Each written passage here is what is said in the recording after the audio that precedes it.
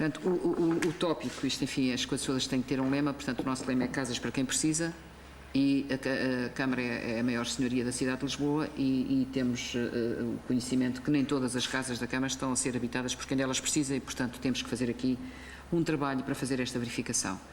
Quais são os pressupostos? Temos aqui dois grandes pressupostos. Em primeiro lugar, uma questão de justiça e equidade, verificação universal da condição de recursos. Vamos lá, mas o que é isso?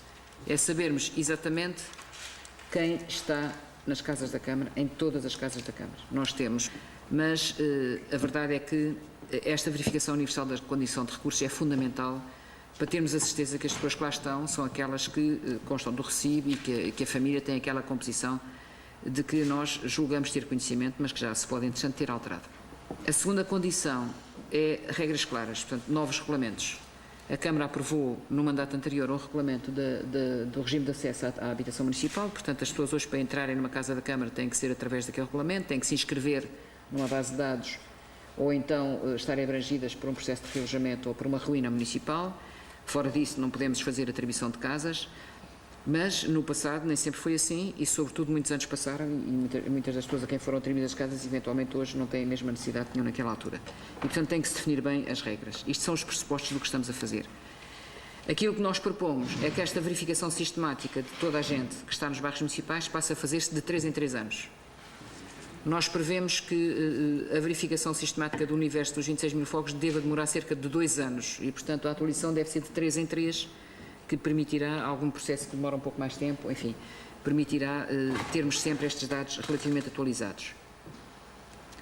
Como é que isto vai ser feito? Neste momento, o que foi feito foi o universo que vai ser verificado são ou as frações que têm contratos antigos ao abrigo do RAU ou do NRAU, são poucas, mas no património disperso há, porque a Câmara herdou casas com contratos de arrendamento antigos e, portanto, tem a obrigação de manter esses contratos enquanto o titular for vivo.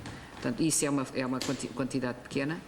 Ou frações com título de cedência precária, isto é a maioria, são mais de 23 mil, só estas são mais de 23 mil, o grosso dos bairros municipais está neste regime. Ou fogos de arrendamento privado sublocados pela Câmara. Quais são as situações que não vamos verificar? Todas as que foram atribuídas há menos de 2 anos, uma vez que essas têm os dados em dia, e todas as que estão em contencioso jurídico ou com processo para desocupar e para acabar a conta. Não vale a pena estarmos a verificar atualizações se já estão em processos finais de saída. Como é que isto vai ser feito? Aqui é que está os íris da questão. Nós fizemos um protocolo com os CTTs, portanto foi todo preparado pela Direção Municipal de Habitação, um protocolo com os CTTs, e, portanto, a GBALIS e a Direção Municipal de Habitação preparam os ficheiros ao ritmo de 1.500 por mês das moradas todas que vão receber uma carta registada com aviso de recepção via CTT. É os CTTs que fazem a entrega da carta. A pessoa, quem levanta a carta tem que ser o titular e no momento em que levanta a carta isso funciona como prova de vida. Agora, o que é que vai acontecer? Isto agora, desculpem, tenho que olhar para o boneco que é para eu não me perder com os procedimentos todos. Portanto, há um primeiro ofício que é enviado, das duas uma, ou é reclamado, sim senhora, ou não é reclamado. Se o ofício é reclamado, já vamos ver o que é que acontece, qual é o tratamento que acontece. Portanto, a pessoa foi lá, sim senhora, levantou, é o titular, tudo bem. O ofício não é reclamado e o correio terá que pôr lá se é por ser desconhecido, porque se mudou, porque recusou, porque está fechado ou outra razão qualquer. Em todos estes casos, quando o relatório dos CTTs vier, em todos estes casos há uma fiscalização municipal, para a gente verificar o que é que se passa. Se o ofício é não reclamado, porque o correio diz a morada não está bem, ou o número está errado, ou este lote não existe, este andar não existe, temos que nós ir fazer uma correção de morada, portanto está mal no nosso ficheiro. Portanto, o que é que acontece quando as pessoas entregaram os papéis e se vai fazer verificação da condição do agregado? Muito bem, as pessoas entregam os papéis e a gente vai verificar. Há duas hipóteses. Ou a pessoa que está na nossa frente e que entregou os papéis tem o título válido, portanto é realmente a pessoa que lá devia estar, e tem ou um contrato de arrendamento ou um título de licença precária, ou seja o que for, é o titular, está válido, sim senhora, não há problema nenhum, ou não tem título válido nenhum. São duas situações completamente diferentes. Se ele tem um título válido, ou está em regime de licença precária, ou está em regime de renda apoiada, ou está noutro regime qualquer. E nesse caso, em qualquer destes regimes, está previsto como é que é a atualização da renda em função de rendimento. Portanto, o que tem é que se atualizar a renda em função de rendimento. Há aqui duas novidades importantes. Em primeiro lugar, nós não vamos fazer a passagem automática das cedências precárias para regime de renda apoiada. O regime da renda apoiada é mais seguro porque é um contrato de arrendamento não pode ser cessado, a não ser pelos motivos que permitem fazer a cessação do arrendamento. Implica sempre uma ação judicial, se a gente quiser tirar de lá a pessoa, portanto dá um pouco mais de segurança. São contratos de 5 anos, renováveis 3 em 3. O regime de renda apoiada não tem prazo, é indeterminado, mas, por outro lado, não é obrigatório um processo judicial para tirar a pessoa, portanto, a todo o tempo a Câmara pode, na ciência precária, a Câmara pode fazer desocupação. Portanto, os regimes têm estas diferenças, as pessoas optarão por aquilo que entenderem, provavelmente optam pelo valor da renda que lhes for mais favorável, mas também podem optar por razões de segurança do vínculo. Se não tem título válido, precisamos dos novos regulamentos para regularizar a situação. A primeira regra, se a pessoa não tem título válido, é muito simples. Vai se inscrever, como toda a gente, numa casa da Câmara, e só se tiver direito a uma casa, de acordo com o regulamento, é que lhe poderá ser validado algum título. Quais são os novos regulamentos que temos preparados? Portanto, o regime de acesso à habitação municipal está em vigor.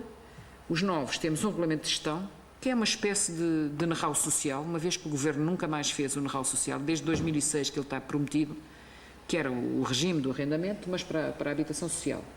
Está prometido no preâmbulo do know-how. Nunca foi feito. E nós temos absoluta necessidade de definir regras. Quais são os direitos do inquilino, quais são os deveres do inquilino, quais são os deveres do senhorio, quando é que pode fazer obras, quando é que o vínculo se transmite, quando é que é atualizada a renda, o que é que acontece, quais são os motivos para poder haver uma ação de desocupação ou uma ação de despejo, enfim, tudo isto tem que estar regulamentado e, portanto, foi esse trabalho que tivemos a fazer. Criou-se um grupo de trabalho no ano passado para fazer estes novos regulamentos, os novos regulamentos foram apresentados ainda no ano passado. Portanto, quais são esses regulamentos? Um é um regulamento de gestão, que chama-se Regulamento de Gestão Social e Patrimonial da Habitação Municipal. E, portanto, como é um regulamento, obviamente isto é igual para todos, tanto faz ser a GEVALIS a gerir, como ser a Câmara, ser património disperso ou ser em bairro, é igual, as regras são iguais para toda a gente. O outro é um regulamento que pode levantar alguma polémica, e tem levantado alguma polémica, o conceito, mas nós achamos que isto é fundamental, que é o regulamento das desocupações. Nós admitimos que vamos encontrar muita gente que está em casas onde não devia estar. Pessoas que ocuparam casas que estavam devolutas, que não deram conhecimento a ninguém, que a fiscalização não deu por elas, e, portanto, vamos ter que aqui ter procedimentos bem definidos. O que é que acontece quando numa casa da Câmara está uma pessoa que não devia lá estar? Finalmente, um regulamento que nós também achamos muito importante. De vez em quando a Câmara faz operações de realojamento de grandes conjuntos. Nós, neste mandato, já fizemos o bairro da Liberdade, o Parque dos Artistas de Circo, agora estamos a começar no bairro Pato Cruz.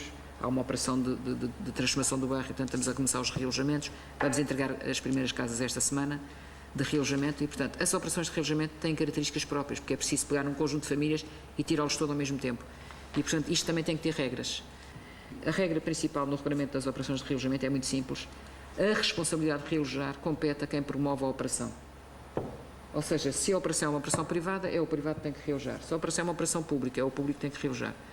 Portanto, isto tem que ficar muito claro, porque há um pouco a ideia na cidade, e estou constantemente a receber cartas nesse sentido, há uma pessoa qualquer que quer fazer uma obra de reabilitação urbana e manda os inquilinos para aqui para eles pedirem casa à Câmara. Para se ver livre dos inquilinos, a Câmara fica com os inquilinos e eles ficam com o prédio. Isto é um mau princípio. Portanto, quem tem a obrigação de realojar são os próprios que promovem a operação.